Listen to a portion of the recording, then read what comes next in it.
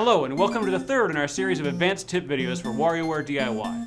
In this installment, we're going to talk about using the tap interface to create more sophisticated control schemes for your games. The first game we'll be looking at today is Alpine Line, which comes preloaded on the game card. It's a simple snowboarding game with a surprisingly flexible steering mechanism. This is a great example of taking the simplest possible control, tap anywhere on the screen, and making it into something that requires real finesse to master. Notice that if you don't touch anything, you go diagonally down the mountain. If you tap the screen, you turn diagonally the other way. But you can go basically straight down if you tap fast enough, which means you can also get pretty much any angle between the two diagonals by varying how fast you tap.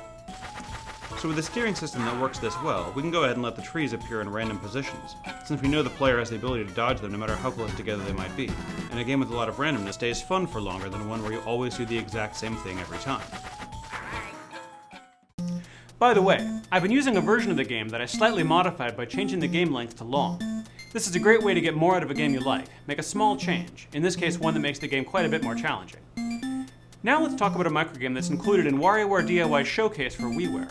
I've used the distribution center to bring the game to my DS so I can look at it in the Makermatic. On Course is a game where you have to pilot a spaceship between a bunch of enemies, but the gravity of the planet below is pulling you downward.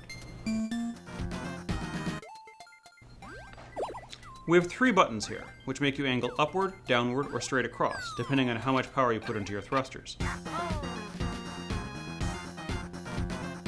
This steering system feels really different from the one in Alpine Lines, because you have to plan your trajectory in advance a lot more, so it feels more like piloting a vehicle.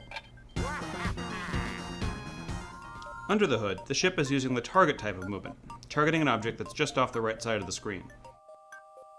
When you press one of the 3 buttons, the object roams up and down in an area. When you press weak, it moves around in the bottom right of the screen. When you press medium, it goes pretty much toward the middle. And if you press strong, it jumps to the top right area.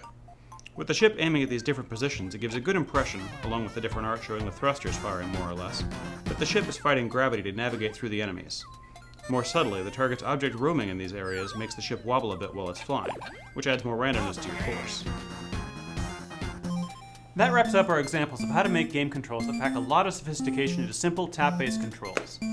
Be sure to check out the other videos in our series for more tips and tricks.